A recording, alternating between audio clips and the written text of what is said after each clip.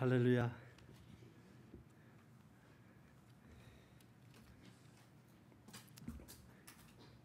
코로나로 인해서 해외 출입이 쉽지 않은 이때입니다. 이 한국에 나올 때 얼마나 어렵게 나왔는지 모릅니다.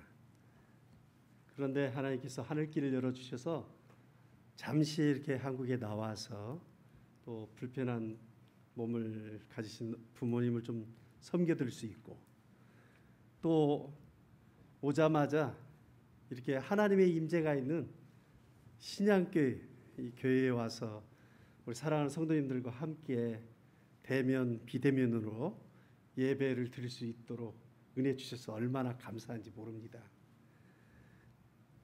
한국을 비롯해서 전 세계가 이 코로나로 인해서 큰 어려움을 겪고 있습니다. 이 선교 현장은 더 어렵습니다. 그런데 이 어려운 이 상황 속에서 선교 현장을 떠나지 않고 그 많은 그 환자들을 돌보며 섬기는 선교사들이 많이 코로나에 걸려가지고 우리 교단만 해도 몇 분이 돌아가셨습니다. 그리고 여러분들이 이 질병을 겪으면서 치료 제대로 못 받으면서 이 현장을 지키고 있습니다. 이렇게 어려운 때에도 그 현장을 떠나지 않고 이렇게 선교할 수 있는 것은 우리 대한민국, 우리 한국 교회가 또 후원 교회들이 그 어느 때보다도 이렇게 전심으로 기도해 주시기 때문에 이렇게 선교사님들이 그런 현장에서 그 사역들을 이루어가고 있는 것을 보게 됩니다. 오늘 본문은 우리가 너무나도 잘 아는 익숙한 본문입니다. 우리는 믿음의 조상 아브라함 하면은 창세기 12장 1절 이 말씀이 떠올릴 것입니다. 이 말씀을 보게 되면 아브라함은 하란에서 우리 하나님께서 여호와 하나님께서 찾으시고 부르시고 말씀해 주시는 걸로 이렇게 나와 있는데요.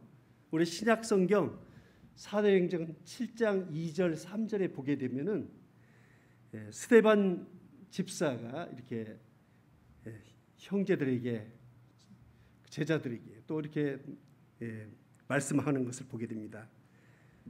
7장 2절에 보면 우리 조상 아브라함이 하란에 있기 전에 메소포타미아에 있을 때에 영광의 하나님이 그에게 보여 이르시되 내 고향과 친척을 떠나 내가 네게 보일 땅으로 가라 하시니, 하란에서 보여주신 하나님이시지만은 그러나 이 사도행전을 보게 되면 이미 그 전에 메소포타미아에서 하나님께서 이 아브라함에게 나타나셔서 내가 지시하는 그 땅으로 가라고 이렇게 부르시고 또 말씀하시는 것을 보게 됩니다. 저는 선교사의 삶을 살면서 아브라함의 삶을 참 깊이 묵상을 많이 합니다. 왜냐하면 이 선교사의 삶이 언제나 떠나는 삶이에요. 어느 곳에 이렇게 안정되고 정착되고 이렇게 좀 그런 삶만이 아니라 어느 정도 뭘 하게 되면 또 다른 곳으로, 더 열악한 곳으로, 또 아직도 복음을 듣지 못한 그곳으로 자꾸만 보여주시니까, 그런 또 사명을 주시니까 언제든지 떠나야 되는 그런 도전을 받곤 합니다. 그래서 제가 이 아브라함을 무척 많이 생각하는데요. 그런데 제가 실질적으로 여기서 한국에서 이렇게 훈련받고 중국에 들어갔을 때에도 처음에는 상해로 갔다가 또 10년 지나니까는 더 서쪽으로 가라고 또 이렇게 또 사인이 와요. 그래서 중국 대륙의 그 서쪽으로 또 서안으로 가서 14년을 넘게 또 거기서 또 지내게 돼요. 자꾸만 그 어려운 지역들을 보여주시는데 그런데 25년이라는 그 세월을, 이 젊은 시절을 중국을 위해서 헌신의 힘을 다하면서 살도록 하셨는데 또 의도하지 않은 일이 발생했어요. 더 서쪽으로, 서쪽 끝으로 가려고 마음을 먹었거든요. 서안에서도 서북쪽 끝에 비행기를 타고 거기서도 5시간을 가는 서쪽 끝에 우르무치에 가서 마지막 한 10년을 거기서 살아야 되겠다. 그렇게 이렇게 기도하고 있는데 모든 선교사들을, 중국 선교사들을 다 추방시키는 거였어요.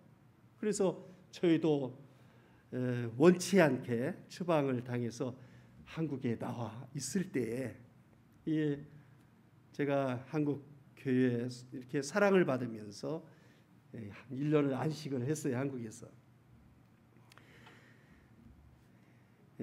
선교사로 부름을 받아서 이렇게 하나님께서 인도해 주신 그 발걸음을 이렇게 돌이켜 볼 때 10년 단위, 15년 단위 이렇게 계속해서 떠나는 삶으로 인도해 주시는 것을 보았습니다. 저는 일찍이 선교사로 이렇게 헌신하고 신학교에 들어갔기 때문에 늘 하나님께 이런 기도를 올려드렸습니다. 하나님, 저에게 구체적인 선교의 비전을 주십시오. 그리고 복음을 전하려면 제가 예수 그리스도를 더 분명하게 경험하고 생생하게 체험해서 제가 아는 주님을 전하고 싶은데 주님을 이렇게 생생하게 체험할 수 있도록 은혜를 주세요.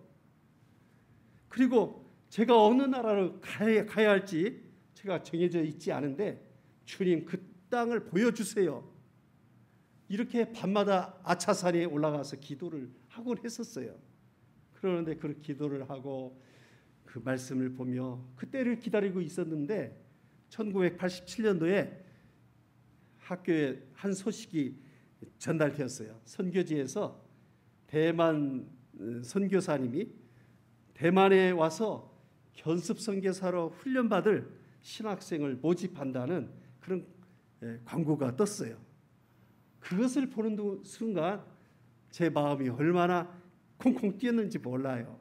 왜냐하면 선교사로 나가려고 이렇게 준비하고 있었기 때문에 이건 주님이 주시는 사인이 아닌가 해가지고 더 전심으로 기도를 했죠. 하나님, 어떻게 하면 제가 대만에 갈 수 있을까요? 근데 그때 상황에는 34년 전이니까 상당히 어려운 때였어요. 제가 또 신학생으로서 그렇게 경제적으로 부유하지도 않으니까 정말 무릎으로 기도하면서 이렇게 살아온 신학생이어서 그 기도할 때 하나님께서 그 생각을 뛰어넘게 하시고 그 길을 열어주신 거예요. 자비로 가서 훈련 받아야 되는데 경제적으로 참 힘들지만은 그 해외에 나간다는 그 자체가 참 어려운 그 시기에 그 대만의 문을 열어주셔서 그곳에 가서 87년도에 훈련을 받게 된 거였어요.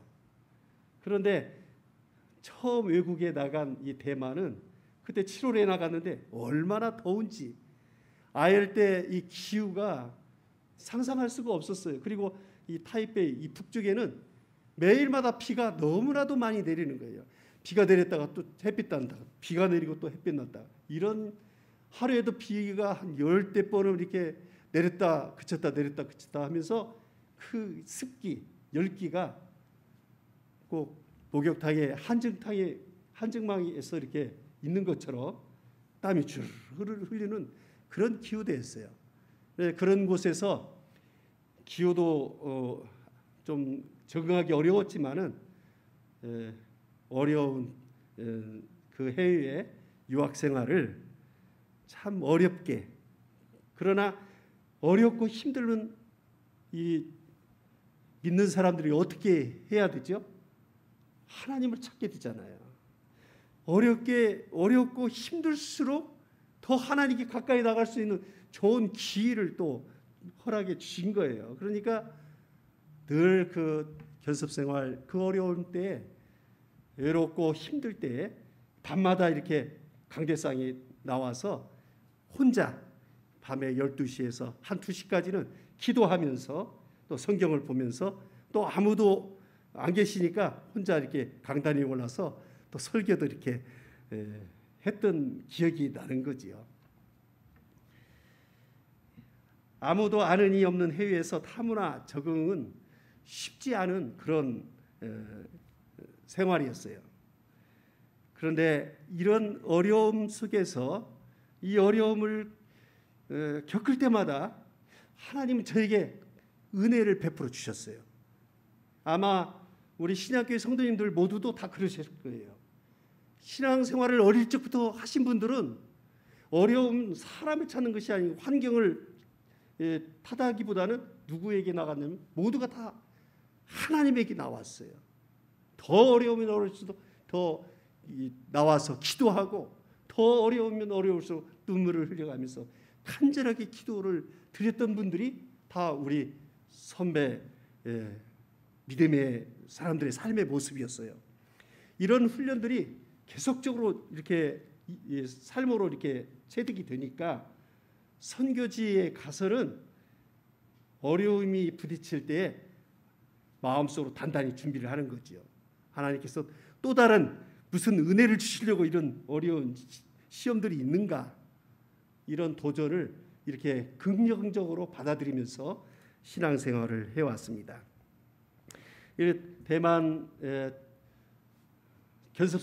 선교사를 마치고 나서 한국에 들어와서 또 이 선교, 국내 선교, 해외 선교를 잘 열심히 하는 교회에서 또 이렇게 5년 이상 이렇게 열심히 섬겼더니 하나님께서 한 8년째 되니까 길을 열어주셨어요. 중국 대륙에 들어갈 수 있도록 은혜를 주셨던 것이지요.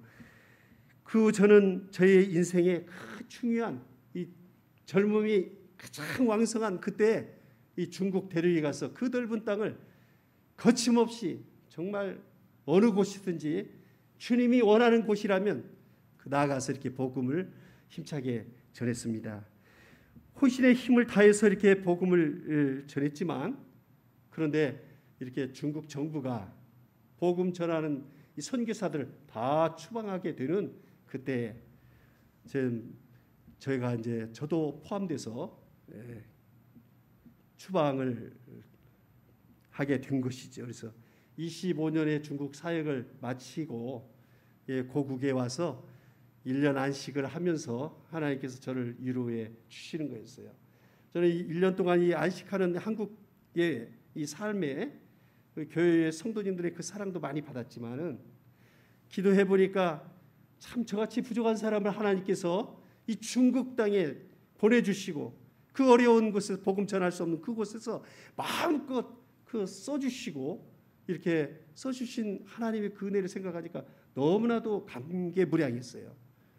중국을 잊을 수가 없는 그곳이 천국이었다고 저는 생각을 하고 늘 그리워하는 한편 다시는 중국에 들어갈 수 없다는 그런 비자가 나오지 아니하니까 할 수 없어서 늘 안타까워하면서 1년을 보내게 되었습니다. 그런 가운데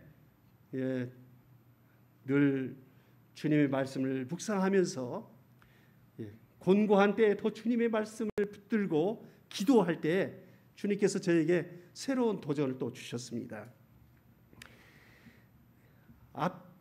앞으로 나가서 어떻게 살아야 할지, 이 선교사가 선교지로 나가지 않고 국내에 한국에서 머무니까 마음이 불편한 거예요. 삶은 참 행복하고 좋지만은 부모님도 계시고 또 좋은 동료들도 있고 또 이렇게 정말 살아있는 예배를 드리는 한국교회, 정말 마음껏 찬양하고 함께 이렇게 신앙생활할 수 있는 이런 공동체가 있다는 게 얼마나 행복한지. 그런데 이 선교사라는 신분은 이렇게 좋은 한국에서 이렇게 예배드리는 거 좋지만은 선교지에 가 있지 못해서 늘 마음이 늘 무거웠고 힘들었어요. 이것이 저의 잘못으로 인해서 이 선교지에서 이렇게 나오게 된 것인지, 왜 이렇게 이런 일이 발생했을까? 그래서 자괴감을 가지고 이렇게 아파하고 힘들어할 때, 그러면서 주님의 말씀을 묵상하고 기도할 때 주님께서 찾아와 주시는 이 말씀이 두 가지 말씀이었어요. 첫 번째는 창세기 3장 9절의 말씀이었어요. 범죄해가지고 하나님을 두려워하고 하나님의 낯을 피해서 숨어있는 그 아담, 이 아담을 보면서 꼭 제가 꼭 아담과 같이 하나님의 낯을 피해서 두려워하고 이렇게 떨고 있는 그런 아담처럼 느껴졌어요. 그런데 하나님께서는 범죄한 아담을 그냥 떠나보내지 않고 버리지 아니하시고 하나님께서 찾아오셔서 아담아 네가 어디 있느냐, 하나님께서 이렇게 찾아주시는 것을 보면서 제가 낙심되고 좌절되고 절망 가운데 있을 때 저에게 찾아오셔서 창현아 네가 어디 있느냐, 네가 어디 있느냐 이렇게 저를 불러주시는, 찾아주시는 하나님의 사랑을 느꼈어요. 하나님이 저를 버리지 않고 이렇게 사랑하고 계시는구나, 그런 생각하면서 또다시 은혜에 감사하면서 참 하나님이 이곳에 보내주신 이유가 있구나 하면서 위로를 받고 힘을 얻었는데, 또 한 구절은 열왕기상 19장에 나타나 있는 말씀입니다. 엘리야 선지자의 얘기예요. 엘리야 선지자는 거짓 선지자들과 대결해서, 영적 대결, 그 대결에서 하나님께서 기도할 때 불을 내려서 그 거짓 선지자들을 다 물리치고 승리한 그 엘리야 선지자의 얘기인데, 열왕기상 19장에 나타나는 엘리야는 이 승리했음에도 불구하고 당시에 이세벨이라는 그 여왕이 엘리야를 죽이겠노라고 이러한 모함에 그가 정말 두려워서, 그래서 그 선지자가 이제 도망을 가고, 그리고 그 엘리야를 피해서 이렇게 도망을 가서 로뎀나무에서 죽기를 갈구하고 이렇게 살았던 이 엘리야에게 여호와 하나님께서 나타나 주셔서 엘리야를 어루만져 주시고 또 엘리야에게 먹을 것도 주시고, 이 침체에 빠져 있는 이 엘리야를 하나님께서, 여호와 하나님께서 이렇게 돌봐 주시면서 이렇게 부르시는 거예요. 엘리야야, 네가 어찌하여 여기 있느냐? 엘리야야, 네가 어찌하여 여기 있느냐? 계속해서 하나님께서 찾아와 주시고 먹여주시면서 엘리야에게 있어야 할 곳에 있도록 이렇게 일깨워 주신, 사명을 주신 것을 보면서 하나님께서 저에게 위로의 말씀, 힘의 그 능력을 부여해 주시는 말씀을 제가 받고 힘을 얻었어요. 이렇게 낙심하지 말고 네가 해야 할 사명이 무엇인지, 해야 할 일이 있다, 힘을 얻어서 나가라, 이런 말씀으로 받고 제가 큰 힘을 받고 침체된 모든 그 저기들을 떨쳐버리면서 다시 나갈 수 있는 그 기회를 하나님이 주셨던 것이죠. 그래서 대만으로 나가게 되었습니다. 20, 30대라면은 용기도 있고 힘도 있고 무엇이든지 적응할 수 있는 그런 능력이 있겠지만은, 이제는 인생의 후반전에 다시 새로운 땅으로 이렇게 보내주시니까 젊을 때하고는 좀 다른 것 같았어요. 언어도 이제 중국어도 다 익히고 문화도 익혔는데도 불구하고 이 대만은 또 중국과 또 달라요. 대만과 중국은 적대적인 국가예요. 이런 그 문화 속에서 저희들의 행동 거지가 조심스러워졌어요. 대만 사람들이 갖는 적개심이 또 있더라고요. 그러면서 이 대만에서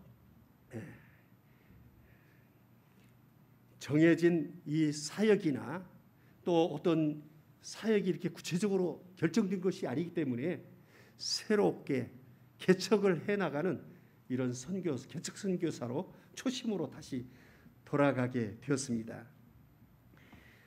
대만에 들어가자마자 15일 동안 격리를 하게 되었습니다. 그냥 격리가 부부간에 함께 격리하는 것이 아니라 부부도 따로 예, 방을 따로 쓰게 하고 만날 수도 없고 대화할 수도 없고 그래서 15일 동안을 격리하게 되는데 밖에 한 발만 내디뎌도 벌금을 부과하니까 나갈 수가 없어요. 좁은 공간에서 15일 동안 꼬박꼬박 하루에 3끼 도시락을 이렇게 배달해 줘요. 하루에 3끼니까 15일 동안이면 45끼를 도시락을 먹고 지냈어요. 이 대만 도시락 45개를 먹은 것은 아마 1년 동안 45개의 도시락을 먹어볼 수 있을까 할 정도로 참 적인데 그 15일 동안에 대만의 음식 45가지의 그 도시락을 이렇게 먹어본 거예요. 그리고는 먹는데 참 맛있어요 또. 그래서 대만 우리 이제 기독교인들에게 저희가 나와서 지금 이런 얘기를 하는 거죠. 아유, 대만에서 이렇게 격리 생활할 때 저희들이 먹었던 이 도시락이 얼마나 맛있는지 모른다고 그랬더니 대만 사람들이 웃는 거예요.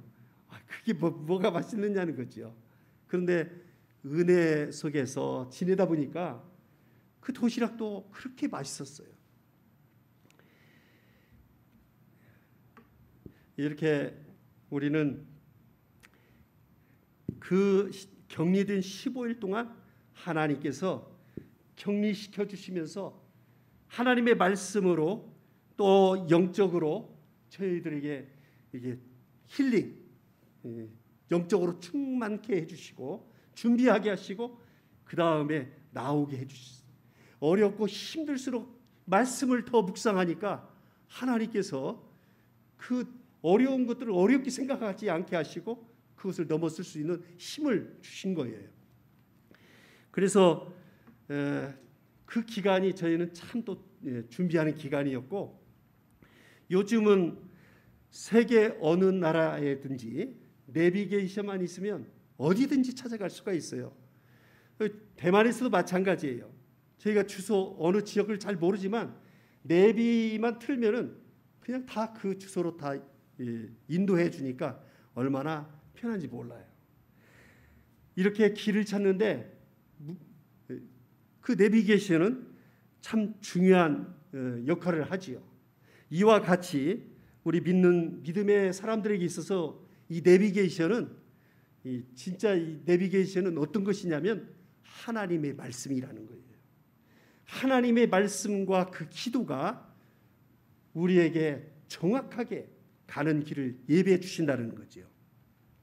저희가 대만에서 어디로 이사해 가야 될지 어느 곳이 선교지인지 참 아무것도 알 수 없지만은 그렇게 격리하는 그 시간 동안에 참으로 주님께 기도하고 무릎을 꿇었더니 주님의 말씀으로 우리가 사람을 만나서 어떤 사람의 인도를 받아서 이렇게 알아서 간 것이 아니라 주님께서 이런 가운데 모르는 사람들을 통해서 인도를 하시는데 정확하게 인도해 주시는 거예요.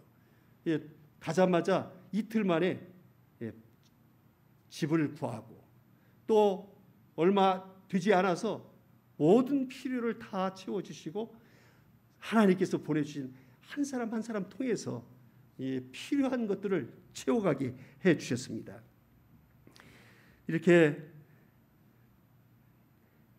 대만으로 두 번째 이렇게 부르실 때에는 하나님께서 어떤 사역을 해야 한다 구체적으로 이렇게 말씀하시기보다는 주님께서 우리에게 주시는 말씀은 주님에게로 가까이 오라고 이렇게 나아오도록 주님이 이렇게 인도해 주셨습니다. 주님은 내가 길이요 진리요 생명이다. 내가 길이다. 주님께서 말씀하신 그 길 되신 주님이 바로 우리가 가야 할 그 길이라는 것을 깨닫게 해 주셨어요. 길이 없는 곳에서 막막해하며 힘들어하는 분들이 있지요. 아마 있을 거예요. 그런데 이렇게 힘들고 어려운 때가 그냥 정말 축복의 기회라는 거예요. 왜 하나님이 우리에게 이렇게 어려운 일들을 계속적으로 이렇게 나아가게 하는가? 우리 신앙인들은 세상 사람과 다르게 긍정적으로 볼 필요가 있어요. 저는 확신합니다. 이런 코로나가 길게 가게 하는 것도 다 이유가 있어요. 하나님께서 하나님의 교회를 더 정결하게 하나님의 사람으로 이렇게 쓰게 해 주시며 이 세속에 그 물들어 있는 모든 죄악들을 떨쳐버릴 수 있도록 하나님께서 우리를 정금처럼 사용하시려고 때로는 어려움이 있게 하는 것이죠. 그 각각 사람들이 다 다르지만은 하나님께서는 분명히 그 목적과 뜻이 있음을 우리는 믿어야 합니다. 저희가 자가격리 끝나고 나서 자체적으로 저희 부부가 이런 생각을 함께 나눴습니다. 많은 사람들을 만나기 전에 더 하나님의 말씀에 집중하자. 그리고 하나님께 더 가까이 기도하자. 나가서 기도를 했어요. 정말 그렇게 전심으로 우리 대만은 참 조용한 나라인데 그렇게 하나님께 나갈 때에 우리에게 불편함이 사라지고 불평이 떠나고 낙심된 생각들이 다 떠나고 평안이 찾아왔습니다. 그리고 하나님께서 꼭 필요한 사람들, 천사들을 보내준 것처럼 그런 사람들을 통해서 정보도 주시고 점점 대만을 이해하게 했습니다. 그래서 저희가 대만에 들어가서는 하나님께서 놀라운 사람들을 통해서 이 대만이 격리가 잘 돼가지고 이렇게 대면으로 자유롭게 다닐 때가 있었어요. 저희 가서는 그런 시간을 가졌는데 3, 4개월 동안에 대만 지역을 한 절반 정도를 다 이렇게 순회하면서 교회들을 돌아보고 그 민족들을 보게 하시고 그들과의 깊은 교제를 갖게 하시고 많은 사람들을 하나님께서 이렇게 만나게 해주셨습니다. 한국인은 한 명도 이렇게 만나지 않고 사는 지역에서 1년 동안 대만 사람들과 접촉하면서 하나님이 보내준 사람 통해서 길을 열어주시는데 참 놀랍게도 우리가 생각할 수 없는 상상할 수 없는 좋은 일들이 많이 일어났습니다. 어떤 지인의 소개로 인해서 중국 교회를 열어가 주시고 대학교 기도 모임을 열어가 주시고 우리가 다녀야 할 그 교회들을 열어가 주시고 그리고 놀라운 것은 저희 오선교사가 있어요. 오선교사도 가서 이가 아프게 되었는데 참 심각해져 가는 거예요. 그래서 앞에 치과에 갔더니 큰 수술을 해야 된다는 거예요. 대만에서 이렇게 큰 공사를 해야 된다고 생각하니까 아찔했어요. 그런데 원로 목사님께서 어느 치과에 가보라고 치과를 저희 집에서 멀리 떨어져 있는 그 치과를 소개해 주는 거예요. 그러나 저희는 가서 이제 그 치과에 가서 진료를 받는데 이분이 장로님이셨어요. 그리고 그 대만에 저희가 사는 지역에 교회를 세운 3대째 치과 의사로서 아주 존경받는 그런 분인데 한국의 선교사로 이곳에 왔다고 생각하니까 이분이 얼마나 환대해 주시는지 치료를 무료로 다 해주시는 거예요. 해주실 뿐만 아니라 자기 집에서 음악학교가 열리고 있는데 매주마다 자기 집에 와서 이 음악 집회에 같이 활동을 하자고 저희를 초대해 주신 거였어요. 그러면서 매주마다 찬양을 하면서 저희가 또 위로를 받고 힘을 얻는데 그 참석하는 회원들 중에는 대부분이 다 장로님들이세요. 몇 개 교회의 그 장로님들이신데 찬양을 참 잘해요. 7년 동안 이렇게 찬양 사역을 해왔다는 거예요. 근데 그 중에 한 분 장로님이 대륙에서 25년 동안 사역하고 온 선교사라고 생각하니까 중국 대륙에 대한 선교에 관심이 있어서 그런지 저희를 초대를 하는 거예요. 그러면서 어느 고등학교에 신우의 모임이 있는데 오셔서 좀 말씀을 증거해 주세요.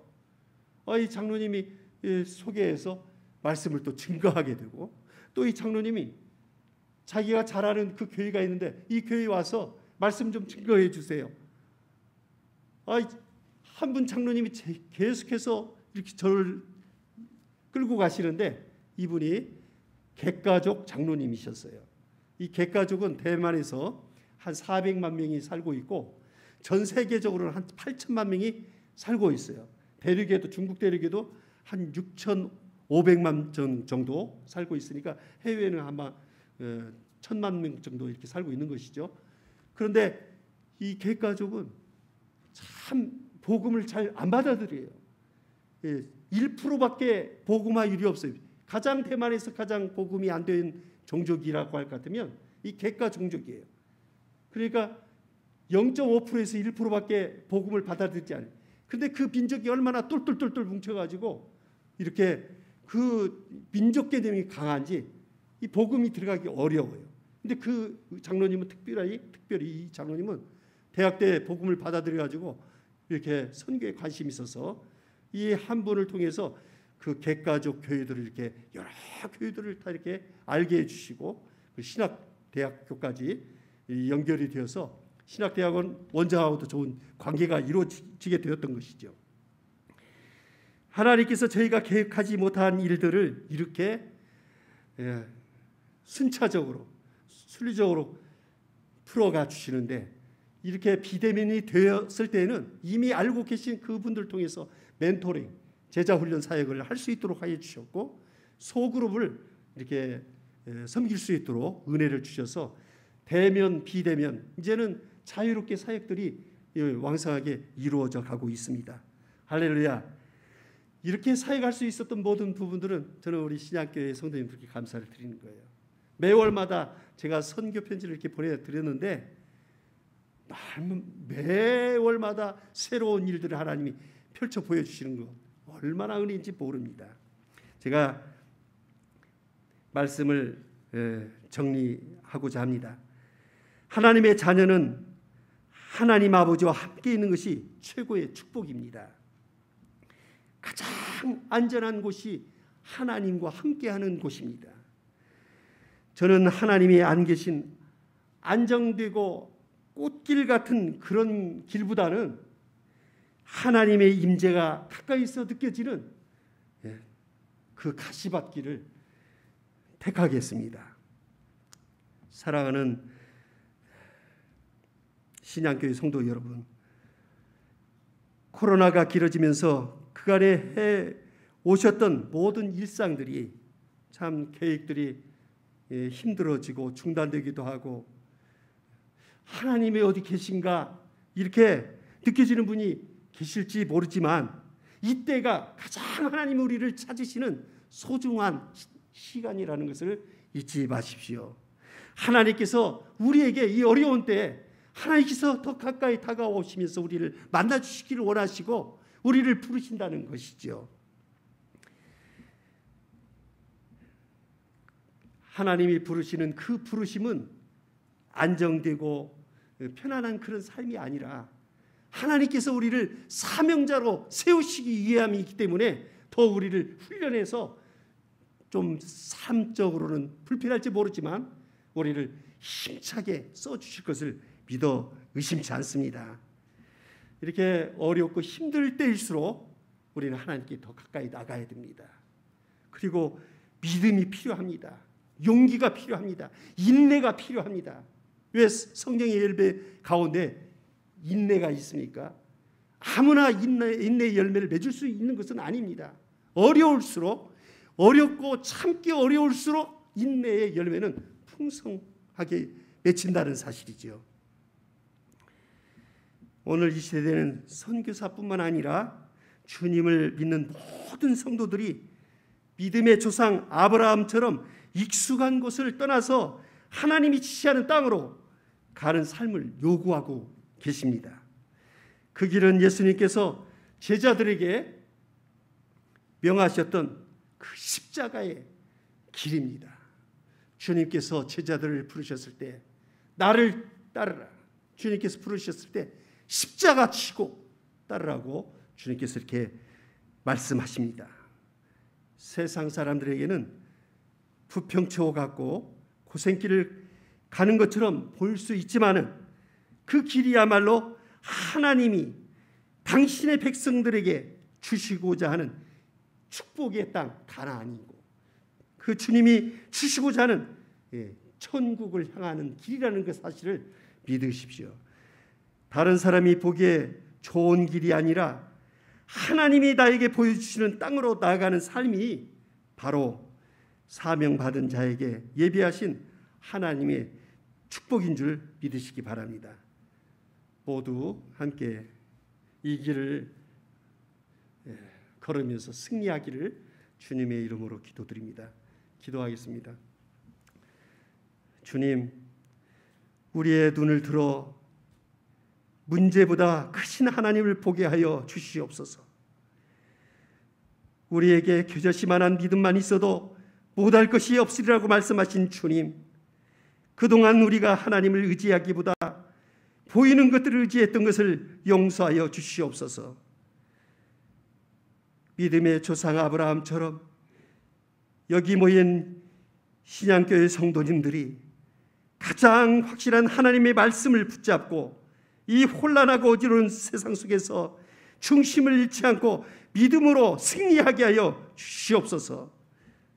하나님의 나라가 하늘에서와 같이 이 자리에서 예배 드리는 각 심령 안에, 그리고 신양교회 성도님들의 그 가정 안에, 지역사회와 나가서 한국교회와 전세계 선교지에 하나님의 나라가 이루어지기를 예수님의 이름으로 감사하며 기도드리옵나이다. 아멘.